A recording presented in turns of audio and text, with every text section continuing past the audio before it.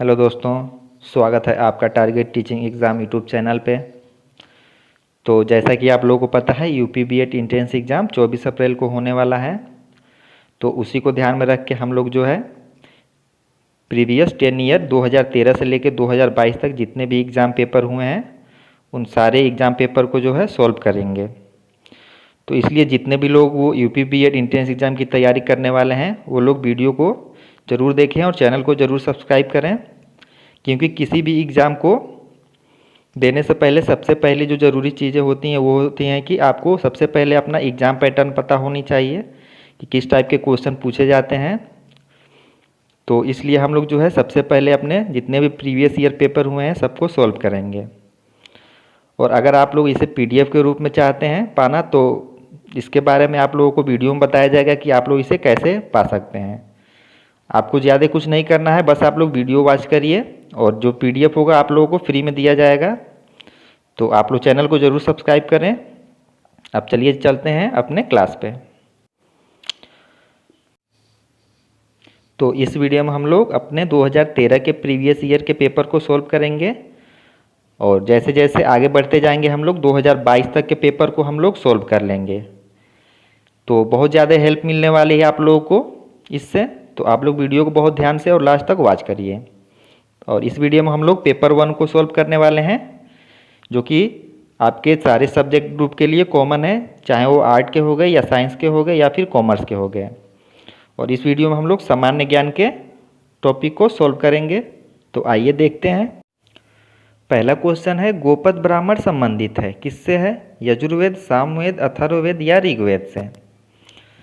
तो इसका जो राइट आंसर है ये संबंधित है अथर्ववेद से। और जो गोपद ब्राह्मण है ये क्या है? तो ये अथर्ववेद का जो है एक ब्राह्मण ग्रंथ है। और यजुर्वेद जो दिया है ऑप्शन ए में, ये किससे संबंधित है? तो ये संबंधित है गद्य और पद से संबंधित है। सामवेद जो है ये संगीत से संबंधित ग्रंथ है।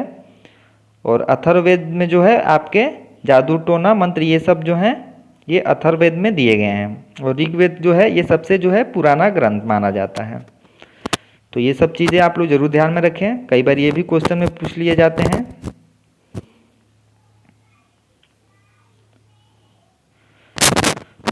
सेकंड नंबर का क्वेश्चन है, नयनार कौन थे?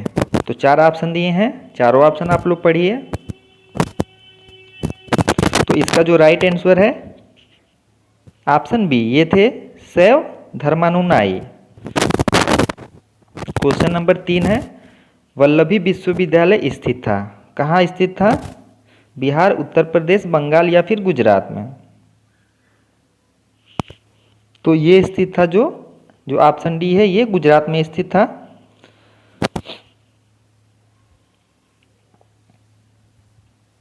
क्वेश्चन नंबर 4 है, सप्तपर्णी गुफा स्थित है, कहाँ स्थित है? सांची में, नालंदा में, राजगृह में या फिर पावापुरी में? तो ये स्थित है ऑप्शन सी राजगृह में। क्वेश्चन नंबर 5 है, महाभारत मूलतः किस रूप में जानी जाती थी? बृहद कथा, ब्राह्मण, बृहद संहिता या जय संहिता? तो इसका जो राइट आंसर है ये है ऑप्शन डी, ये जय संहिता के रूप में जानी जाती थी। और महाभारत की रचना किसने की थी? तो वो की थी वेद व्यास ने। और इसे जो है इसमें जो है 1 लाख श्लोक होने के कारण इसे सतसहित्री के नाम से, सतसहित्री संहिता के नाम से भी जाना जाता है। तो इसे भी आप लोग ध्यान में रखेंगे। क्वेश्चन नंबर 6 है, इनमें से किसे शाहजहां ने शाह बुलंद इकबाल की पदवी दी थी? तो किसे दी थी शाह बुलंद इकबाल की पदवी? दारा शिकोह, शुजा, औरंगजेब या मुराद? तो इसका जो राइट आंसर है, शाहजहां ने जो है दारा शिकोह को जो है वो शाह बुलंद इकबाल की जो है वो पदवी दी थी।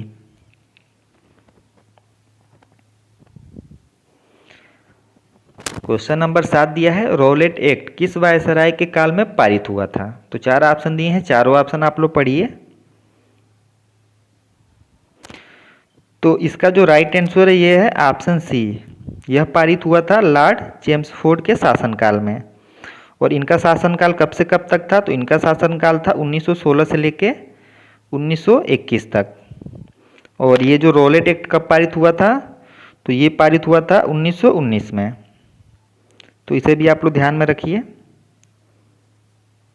कब पारित हुआ था? 1919 में। तो इसका राइट आंसर हो गया ऑप्शन सी। अब देखते हैं अगला प्रश्न। तो अगला प्रश्न है, ब्रिटिश वस्तुओं के बहिष्कार को राष्ट्रीय नीति के रूप में अपनाया गया था। कब अपनाया गया था? 1899, 1901, 1903 या 1905 में।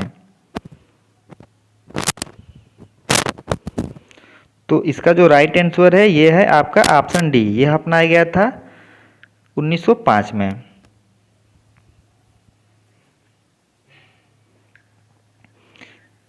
क्योंकि जब बंगाल का विभाजन हुआ था 16 अक्टूबर 1905 को जो है, तो उसके बाद जो है स्वदेशी आंदोलन की घोषणा की गई थी और इसी बैठक में जो है ब्रिटिश वस्तुओं के बहिष्कार को राष्ट्रीय नीति के रूप में अपनाया गया था।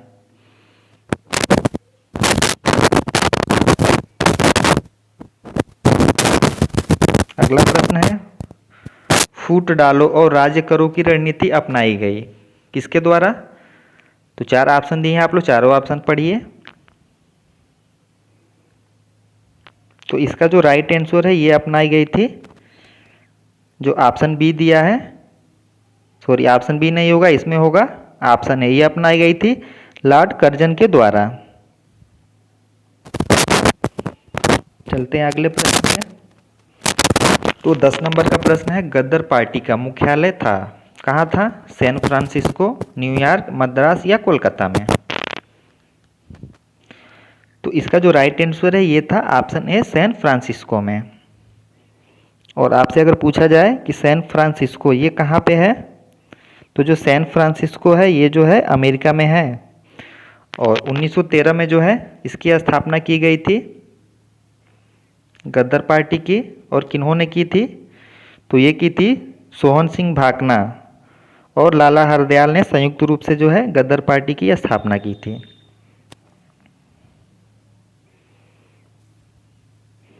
क्वेश्चन नंबर 11 है, इनमें से किसे द ग्रैंड ओल्ड मैन के नाम से जाना जाता है? तो इसका जो राइट आंसर है ये है ऑप्शन सी, दादा भाई नौरोजी को। और इन्होंने जो है एक महत्वपूर्ण किताब लिखी है, poverty and un British rule in India. ये भी कई बार एग्जाम में पूछी जाती है, तो इसे भी आप लोग ध्यान में रखिए।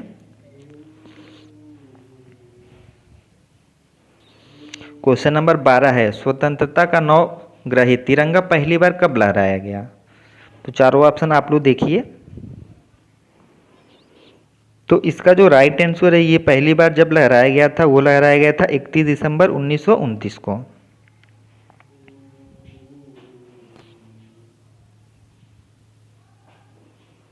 क्वेश्चन नंबर 13 दिया है, भूदान आंदोलन का प्रारंभ सर्वप्रथम किस राज्य में हुआ था? आंध्र प्रदेश, कर्नाटक, तमिलनाडु या उत्तर प्रदेश।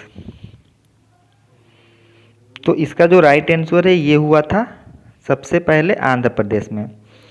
और किन्होंने शुरू किया था भूदान आंदोलन? तो ये शुरू किया था आचार्य विनोबा भावे ने।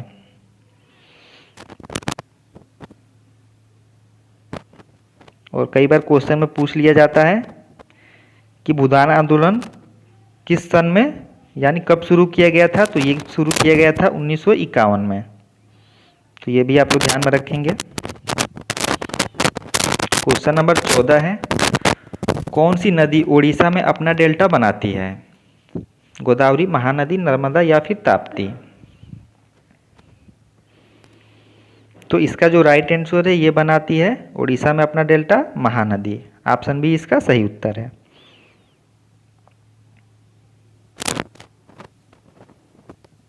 क्वेश्चन नंबर 15 है, बेतवा नदी मिलती है, किस में मिलती है? गंगा में, यमुना में, ब्रह्मपुत्र में या फिर सोन में। तो इसका जो राइट आंसर है ये मिलती है यमुना में। चंबल, केन और बेतवा ये तीनों जो हैं ये यमुना में मिलती हैं, इसे भी आप लोग ध्यान में रखिए। क्वेश्चन नंबर 16 है, भारत के कितने राज्य समुद्र के किनारे पर हैं? 7, 8, 9 या फिर 10। तो इसका जो राइट आंसर है यह है ऑप्शन सी, जो टोटल भारत में 9 राज्य हैं वो समुद्र के किनारे पर हैं। इसमें कौन कौन से हैं 9 राज्य? तो ये हैं गुजरात, महाराष्ट्र, आपका गोवा, कर्नाटक, केरल, तमिलनाडु, आंध्र प्रदेश, उड़ीसा और पश्चिम बंगाल। और टोटल कई बार क्वेश्चन में पूछ लिया जाता है कि टोटल जो है समुद्री तट रेखा की लंबाई भारत की कितनी है, तो वो है 1600 किलोमीटर। तो ये भी आप लोग ध्यान में रखें। और सबसे लंबी तट रेखा वाला राज्य कौन सा है? तो वो है आपका गुजरात। क्वेश्चन नंबर 17 है, साधारणतः ओरोबैंकी खरपतवार पाया जाता है तो किस खेत में पाया जाता है? तंबाकू के, चना के, धान के या फिर गेहूं के? तो इसका जो राइट आंसर है ये पाया जाता है ऑप्शन ए, तंबाकू के खेत में। क्वेश्चन नंबर 18 है, बासमती चावल की रोपाई हेतु उपयुक्त बीज दर कितनी होती है? तो इसका जो राइट आंसर है ये है ऑप्शन बी, 20 से 30 किलोग्राम प्रति हेक्टेयर। क्वेश्चन नंबर 19 है, मुद्रा के अवमूल्यन का परिणाम है। तो 4 ऑप्शन दिए हैं आप लोग, चारों ऑप्शन पढ़िए। मुद्रा के अवमूल्यन का क्या परिणाम है?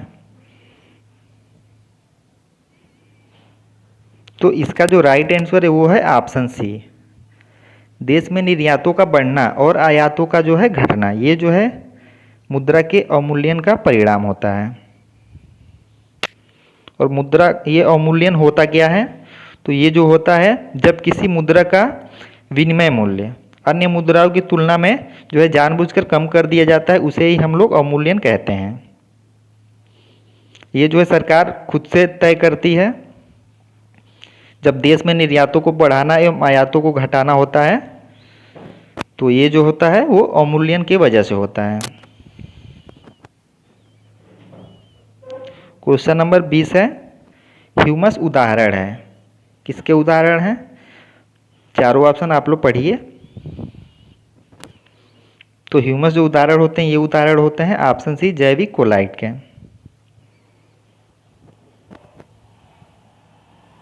और ह्यूमस का निर्माण होता कैसे है? तो ह्यूमस का जो निर्माण होता है वो होता है पादप एवं जंतुओं के अवशिष्टों के विच्छेदन द्वारा जो है वो ह्यूमस का निर्माण होता है। और ये जो है कवक एवं जीवाणु द्वारा किया जाता है। क्वेश्चन नंबर 21 है, मुंबई की मीठी नदी निम्नलिखित में से किस झील से निकलती है? तुलसी झील, बिहार झील, पोवई झील या इनमें से कोई नहीं? तो इसका जो राइट आंसर ये है ऑप्शन सी, ये है पोवई झील। जो मुंबई की मीठी नदी है यह पोवई झील से निकलती है। और जो मीठी नदी है ये मुंबई के सालसेट द्वीप पे जो है वो स्थित है। अब देखते हैं अपना अगला प्रश्न। तो अगला प्रश्न है, भारत में कोयले का सर्वाधिक उत्पादन किस राज्य में होता है? तो 4 ऑप्शन दिए हैं।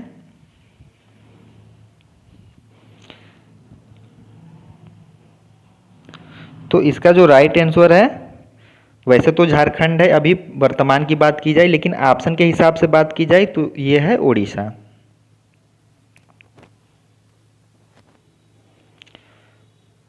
क्वेश्चन नंबर 23 है, प्रतिछाया बैंकिंग क्या है?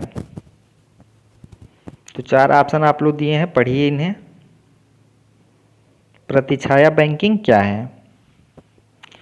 तो इसका जो राइट आंसर है ये है ऑप्शन बी, गैर बैंकिंग वित्तीय संस्थाओं द्वारा वित्तीय तथा अन्य गतिविधियों को संपन्न करना। क्वेश्चन नंबर 24 है, पैन के आरंभ में 5 अंग्रेजी के अक्षर होते हैं जिसे क्या कहा जाता है? व्यक्तिगत, फर्म, अविभाजित हिंदू परिवार, व्यक्तियों का समूह। तो इसका जो राइट आंसर है ये है आपका ऑप्शन ए, ये है व्यक्तिगत। क्वेश्चन नंबर 25 है, मानव के बाल एवं नाखून में, नख यानी नाखून में निम्नलिखित में से कौन सा प्रोटीन विद्यमान है? ऑक्सीटोसिन, केराटिन, वैसेप्रेसिन या ट्रिप्सिन। तो इसका जो राइट आंसर है ये विद्यमान है केराटिन। क्वेश्चन नंबर 26 है, निम्नलिखित झीलों में से कौन सी एक विश्व धरोहर स्थल है? तो चारों ऑप्शन आप लोग पढ़िए। तो इसका जो राइट आंसर है, जो विश्व धरोहर स्थल है वो है क्रोएशिया की फ्लिटविस झील। अब आइए बात कर लेते हैं कि आप लोगों को जो पीडीएफ है वो कैसे मिलेगी। तो देखिए, आप लोगों को कोई पैसा नहीं देना है, एक पैसा नहीं आपको देना है, बस आप लोगों को बस एक छोटा सा बस काम करना है। केवल और केवल आप लोग अगर वीडियो को लाइक कर दे रहे हैं और जिस दिन भी 2000 लाइक कंप्लीट हो जाएगा उस दिन जो है टेलीग्राम चैनल पे जो है ये पीडीएफ शेयर कर दिया जाएगा, या फिर जितने भी आपको प्रीवियस ईयर के क्वेश्चन कराए जाएंगे जिस भी सब्जेक्ट के, वो सारा का सारा अगर 2000 लाइक आप लोग कर देते हैं तो वो जो है टेलीग्राम चैनल पे जो है वो शेयर कर दिया जाएगा। तो बस आप लोगों को यही छोटा सा काम करना है। तो देखते हैं अगला प्रश्न। तो अगला प्रश्न है, निम्नलिखित सभ्यताओं का उत्तर से दक्षिण का सही क्रम कौन सा है? तो चारों ऑप्शन आप लोग पढ़िए। तो इसका जो राइट आंसर ये है ऑप्शन डी, एज़टेक, माया, गुइस्का और इंका। ये जो एक सभ्यता है और इनका जो उत्तर से दक्षिण का क्रम पूछा गया है, तो ये इसका राइट आंसर है। क्वेश्चन नंबर 28 पूछा गया है, आपको ये सुमेलित करना है। सूची 1 और सूची 2 में स्वर्ण एवं ताम्र जो दिया है ये किस जो है वन से संबंधित है? स्वर्ण एवं रजत दिया है, स्वर्ण दिया है, स्वर्ण, रजत एवं ताम्र दिया है। तो आप लोग ऑप्शन सोचिए, नीचे ऑप्शन दिया गया है। अच्छा, क्वेश्चन में पूछा गया है कि कौन सा सही सुमेलित नहीं है। मुझे लगा कि मिलान करने वाला है, लेकिन ये पूछा गया है कौन सा सही सुमेलित नहीं है। 3 जो है सही रूप से सुमेलित हैं, एक जो है नहीं है, तो वही आप लोगों को बताना है। तो इसमें जो सही रूप से सुमेलित नहीं है वो है ऑप्शन सी, ये जो है गलत है। तो यही हमारा राइट आंसर है। बाकी ये तीनों जो हैं स्वर्ण एवं ताम्र कुषाण, स्वर्ण एवं रजत गुप्त, स्वर्ण, रजत एवं ताम्र ये जो है कलचुरी।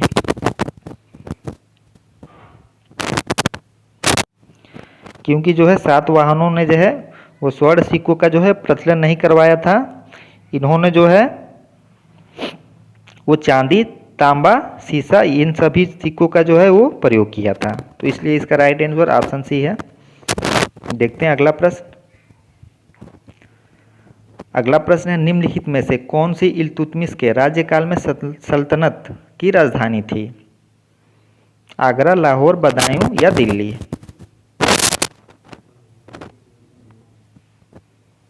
तो आप लोग बताइए कौन सा जो है इल्तुतमिश के राज्यकाल में सल्तनत की राजधानी थी? तो इसका जो राइट आंसर है ये है ऑप्शन डी, दिल्ली। जो इल्तुतमिश के राज्यकाल में जो है सल्तनत काल की जो राजधानी थी वो दिल्ली थी। क्वेश्चन नंबर 30 है, निम्नलिखित में से कौन राजा मोहम्मद गोरी द्वारा युद्ध में पराजित किया गया था? थोड़ा टाइपिंग एरर है। कौन सा राजा मोहम्मद गोरी द्वारा युद्ध में पराजित किया गया था? पृथ्वीराज चौहान, जयचंद, कुमारपाल उत्तर या भीम द्वितीय? तो इसका जो राइट आंसर है यह है ऑप्शन बी, जयचंद जो है ये जो है मोहम्मद गोरी के द्वारा पराजित किए गए थे। और ये कब किए गए थे? तो 1194 में जो है चंदावर के युद्ध में। तो इसे भी आप लोग ध्यान में रखें। क्वेश्चन नंबर 31 है, निम्नलिखित में से कौन सा एक भारतीय संविधान के अंतर्गत आपात की उद्घोषणा का आधार नहीं हो सकता है? युद्ध, बाह्य आक्रमण, सशस्त्र विद्रोह या आंतरिक अशांति?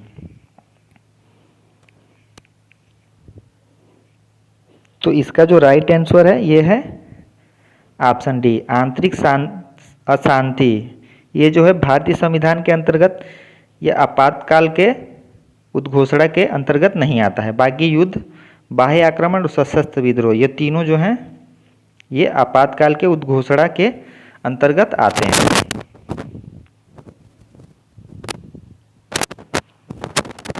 देखते हैं अगला प्रश्न। तो अगला प्रश्न है, भारतीय संविधान के संदर्भ में निम्नलिखित कथनों पर विचार कीजिए। तो पहला कथन है, संघ मंत्रिपरिषद लोकसभा के प्रति सामूहिक रूप से उत्तरदायी होगा। ऑप्शन 2 में है, यानी कथन 2 है, संघ के मंत्री प्रधानमंत्री के प्रसाद पर्यंत अपने पद धारण करेंगे। तो दोनों कथनों में से जो है आपको बताना है कौन से कथन जो हैं वो सही हैं। तो इसका जो राइट आंसर है यह है केवल जो एक है ये सही है। ऑप्शन ए इसका सही उत्तर है, बाकी 2 गलत है। कि संघ के मंत्री प्रधानमंत्री के प्रसाद पर्यंत अपने पद धारण करेंगे, ये जो है ये गलत है। क्योंकि जो है जो मंत्रिपरिषद होती है वो सामूहिक रूप से जो है वो लोकसभा के प्रति उत्तरदायित्व होती है। तो इसलिए जो है इसका जो ऑप्शन सेकेंड है ये गलत हो गया, केवल एक सही है। देखते हैं अगला प्रश्न। तो अगला प्रश्न है, आपको बताना है निम्नलिखित भारतीय संविधान के अंतर्गत कौन सही सुमेलित नहीं है।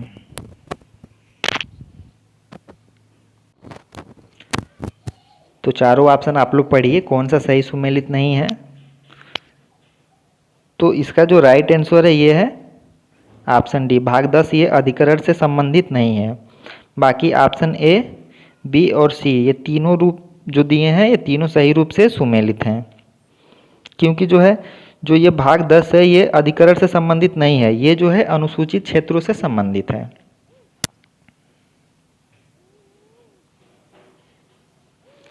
क्वेश्चन नंबर 34 है, भारतीय संविधान के प्राधिकृत हिंदी पाठ को निम्नलिखित संविधान संशोधनों में से किसके द्वारा प्रकाशित करने के लिए अधिकृत किया गया।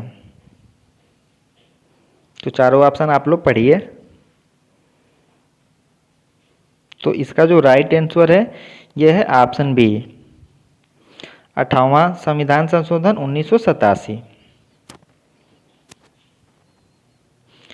क्वेश्चन नंबर 35 है, निम्नलिखित में से किस भारतीय पंचवर्षीय योजना में से सभी विकासात्मक प्रयासों के सार के रूप में मानव विकास को मान्यता दी। तो कौन सी पंचवर्षीय योजना में जो है वो जो विकासात्मक प्रयासों के सार के रूप में मानव विकास को मान्यता दी गई थी। तो इसका जो राइट आंसर है ये है जो ऑप्शन बी दिया है, 8वीं पंचवर्षीय योजना, इसका राइट आंसर है। देखते हैं अगला प्रश्न। तो अगला प्रश्न है, नाबार्ड के संबंध में निम्नलिखित कथनों पर विचार करना है।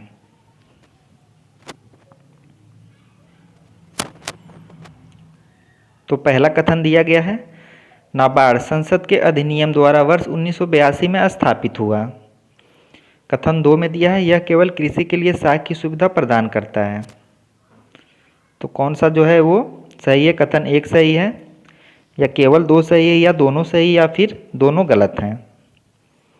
तो इसका जो राइट आंसर है यह है, इसमें जो केवल 1 दिया है ये सही है कि ये जो है नाबार्ड संसद के अधिनियम द्वारा वर्ष 1982 और 12 जुलाई 1982 इसका एग्जैक्ट डेट है। और ऑप्शन 2 में दिया यह केवल कृषि के लिए सहायक की सुविधा प्रदान करता है, यह गलत है क्योंकि यह गैर कृषि क्षेत्र, वित्तीय समावेशन आदि सभी को जो है यह बढ़ावा देता है और इसका मुख्यालय जो है वो मुंबई में है। और अगर वर्तमान अध्यक्ष की बात की जाए तो यह है साजी कृष्णन वी, साजी कृष्णन वी जो हैं इनके वर्तमान अध्यक्ष हैं। अगला प्रश्न है, उपभोक्ता सहकारी भंडार स्थापित किए जाते हैं। तो 4 ऑप्शन दिए हैं किनके द्वारा स्थापित किए जाते हैं। तो इसका जो सही उत्तर है वो है ऑप्शन ए, यह स्थापित किए जाते हैं सदस्यों के द्वारा। क्वेश्चन 38 है, सेबी अधिनियम पारित हुआ था, यानी कब पारित हुआ था, 1956 में, 1962 में, 1992 में या 2013 में। तो इसका जो राइट आंसर है यह है ऑप्शन सी, यह पारित हुआ था 1992 में। और इसके वर्तमान अध्यक्ष की बात की जाए तो सेबी के वर्तमान अध्यक्ष कौन है? तो वो है माधवपुरी बीच। क्वेश्चन नंबर 39 है, निम्नलिखित में से कौन सा ट्रांजिस्टर का एक महत्वपूर्ण भाग है? आर्सेनिक, जर्मेनियम, ऑस्मियम या रेडियम? तो इसका राइट आंसर है ऑप्शन बी, यह है एक महत्वपूर्ण भाग जर्मेनियम।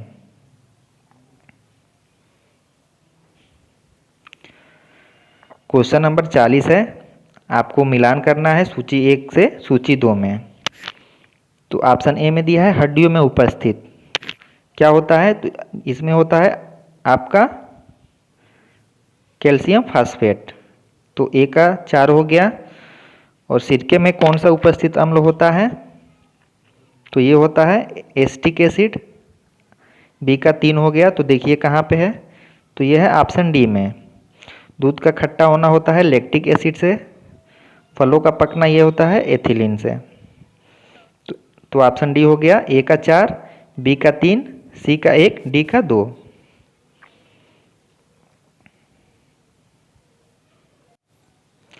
क्वेश्चन नंबर 41 क्या है? तो यह है निम्नलिखित में से कौन सा बर्ड फ्लू का कारक है? तो यह है ऑप्शन ए H5N1।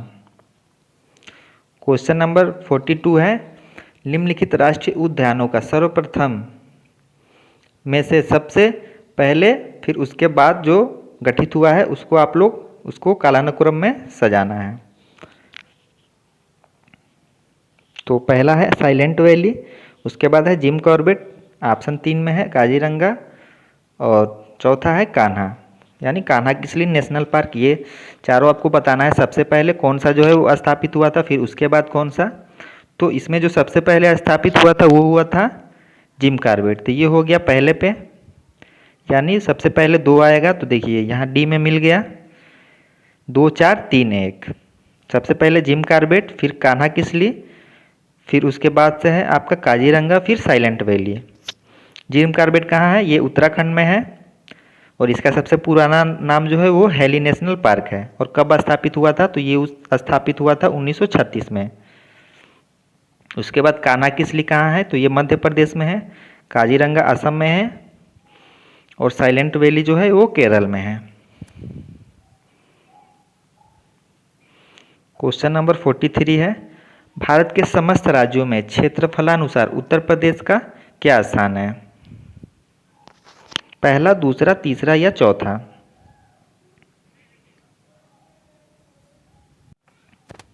तो इसका राइट आंसर है ऑप्शन डी, ये है चौथा स्थान। सबसे पहला स्थान है राजस्थान का, उसके बाद है मध्य प्रदेश का, फिर मध्य प्रदेश के बाद किसका है? तो मध्य प्रदेश के बाद जो है महाराष्ट्र का आता है, फिर उसके बाद से जो है आपका उत्तर प्रदेश है। क्वेश्चन नंबर 44 है, निम्नलिखित में से किसका जन्म आगरा में हुआ था? मीर अमीर खुसरो, फिराक या गालिब? तो इसका जो राइट आंसर ये है ऑप्शन डी, गालिब। देखते हैं 45 नंबर का क्वेश्चन। तो यह निम्नलिखित में से किस नगर में राजकीय ललित कला अकादमी उत्तर प्रदेश में अवस्थित है? तो कहाँ पे अवस्थित है राज्य ललित कला अकादमी? तो ये स्थित है लखनऊ में। ऑप्शन ए इसका सही उत्तर है। और इसकी स्थापना कब हुई थी? तो इसकी स्थापना जो है 1962 में हुई थी।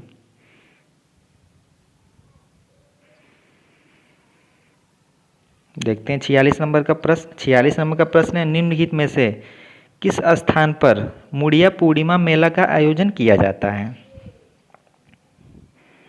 तो इसका जो राइट आंसर है ये किया जाता है गोवर्धन नामक स्थान पे। और ये कहाँ पे है? तो ये मथुरा वृंदावन में जो है।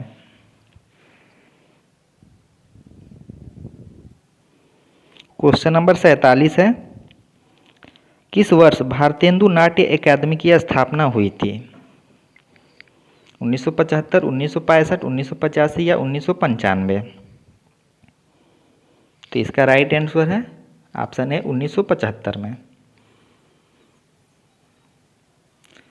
क्वेश्चन नंबर 48 है, निम्नलिखित में से किसने पॉलिटिक्स इन इंडिया पुस्तक लिखी है? 4 ऑप्शन दिए हैं, चारों ऑप्शन आप लोग पढ़िए। तो इसका राइट आंसर है रजनी कोठारी ने जो है पॉलिटिक्स इन इंडिया नामक पुस्तक की रचना की है। क्वेश्चन नंबर 49 है, निम्नलिखित में से कौन लोक संस्कृति को स्पष्ट करता है? तो चारों ऑप्शन पढ़िए अच्छे से आप लोग। तो इसका जो राइट आंसर है ये है ऑप्शन सी, सामान्य लोगों की सांस्कृतिक परिपाटी। आज का हमारा लास्ट क्वेश्चन है और टोटल आप लोगों से जो है सामान्य ज्ञान में जो है, जो कि सबके लिए कॉमन है, इनमें जो है 50 क्वेश्चन आएंगे टोटल जो है 100 नंबर के, क्योंकि एक प्रश्न जो है वो 2 नंबर के हैं।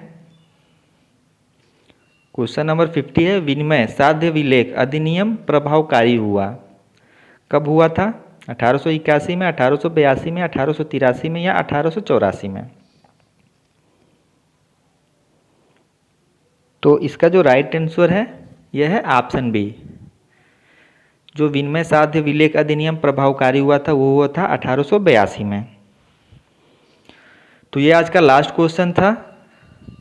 तो उम्मीद है आप लोगों के सारे क्वेश्चन जो प्रीवियस ईयर के दिए गए हैं वो आप लोग अच्छे से समझ गए होंगे कि किस टाइप के जो है आपके क्वेश्चन पूछे गए हैं।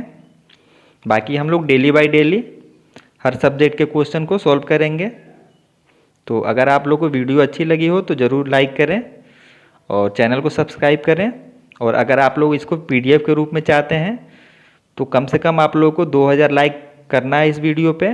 तो आपको जो है इस पूरे PDF को जो है टेलीग्राम चैनल पे शेयर कर दिया जाएगा। तो मिलते हैं आप लोगों से अगले वीडियो में। धन्यवाद।